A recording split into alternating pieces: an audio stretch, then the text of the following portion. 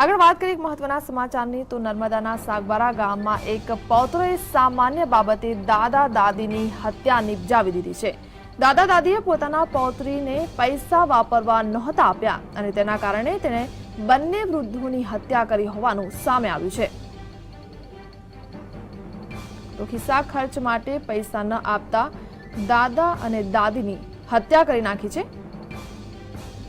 નસવાડીમાં એક પૌત્રએ જ પોતાના દાદા દાદીની હત્યા કરી નાખી છે।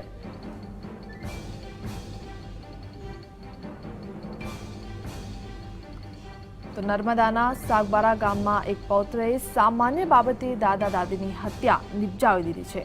દાદા દાદીએ પોતાના પૌત્રને પૈસા વાપરવા નહોતા આપ્યા અને તેના કારણે જ આ બંને વૃદ્ધોની પૌત્રએ હત્યા કરી નાખી છે।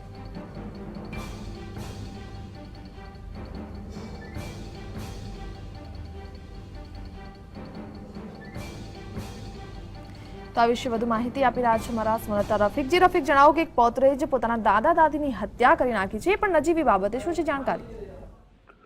નર્મદા જિલ્લાના સાગબારા તાલુકાના નવીપરી ગામમાં દાદા અને દાદી સાથે રહેતો પૌત્ર ખિસ્સા ખર્ચી માટે પૈસા માંગતા તેને દાદા ના પાડતા દાદાને પથ્થર અને લાકડીઓ વડે હત્યા કરી છે, જેનો ગુનો સાગબારા પોલીસ સ્ટેશનમાં નોંધાયો છે અને સાગબારા પોલીસે આરોપીની ધરપકડ પણ કરી લીધી છે। ટ્રાયબલ વિસ્તારમાં ગરીબીનો માહોલ છે।